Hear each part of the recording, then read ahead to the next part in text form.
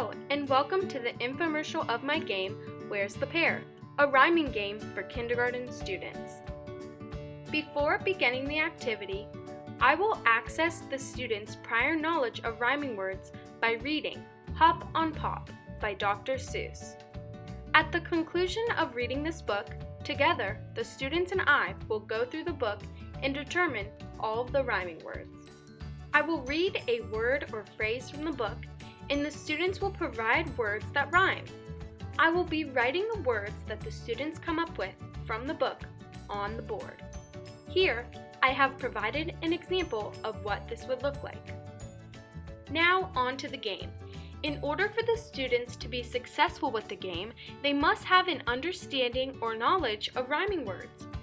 I will ask the students, have you ever heard of someone being upset because they could not find the match to their favorite sock? Each sock has a match. In this case, the socks will not only be the same color, but they have to have the correct rhyming pair.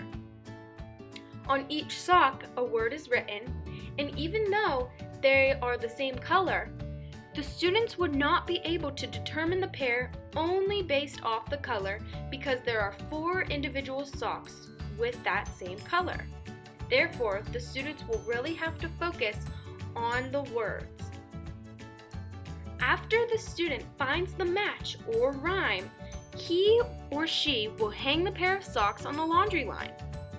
To demonstrate the I do portion of the lesson or activity, I will pull a random sock out of the laundry basket and say the word that is on the sock. Then, I will demonstrate looking through the basket for a word that rhymes with it. I will show the students that I have found a rhyming word by hanging it on the laundry line. To demonstrate we do, I will then pull out another sock from the basket. I will read the word to the students and then pull out another sock.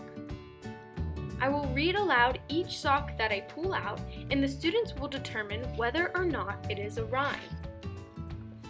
For the you do portion of this lesson, I will tell the students that they have to search the laundry basket for the matching sock. When they think that they have found a pair of matching socks or rhyming words, they are to raise their hand to show the teacher that they have put it on the laundry line.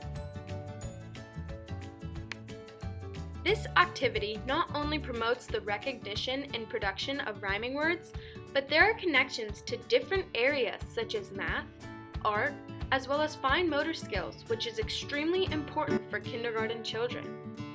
Math is incorporated by locating pairs of socks. Students will understand that a pair means 2 of the same. For example, a student is aware that 3 or 5 does not make a pair. However, 2 of the same makes a pair. Therefore, the student is aware that a set of 2 pairs of socks means that there are 4 individual socks in all. Art is incorporated through the association of the different colors. And finally, fine motor skills are incorporated through the pinching of the clothespins and clipping the socks into it. As you can see, the clothespins are fairly small, so that will get the children's fine motor skills working to prepare them for later skills and tasks. Here is what the students will see when they begin the activity. The laundry basket is full of mismatched socks, and they are supposed to find the words that rhyme on the matching socks. As you can see here, this student found a matching pair, cake and bake, both on pink socks. To modify the instruction in order to meet the needs of all students, the paper socks are laminated. Therefore, if the words are too difficult or if the words are not challenging enough, it is easy to change the words thanks to the use of dry erase markers.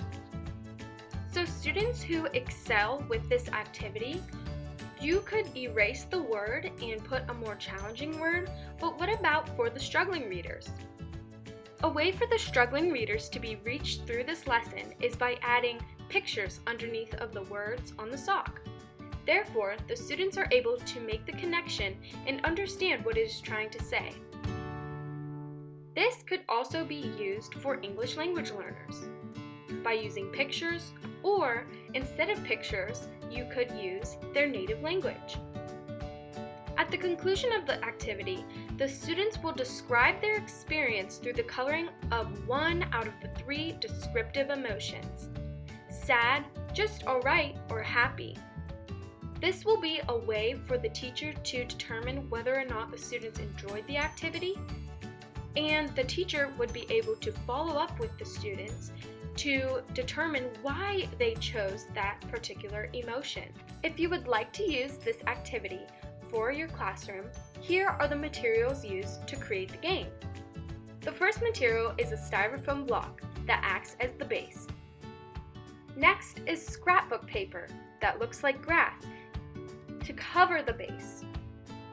Cardstock paper to line the back to make it look like blue sky, and also to create a sun. That is optional, but it makes it look more realistic.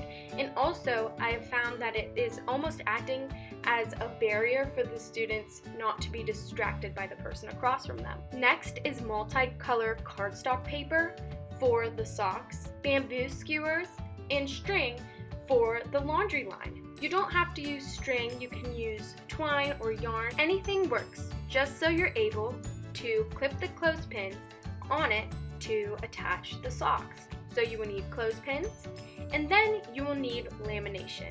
Lamination is what you will put the socks through to make it more like a dry erase area. This way you are able to accommodate and change up the words that are on the socks. And lastly, you will need a cup or a laundry basket to hold the socks.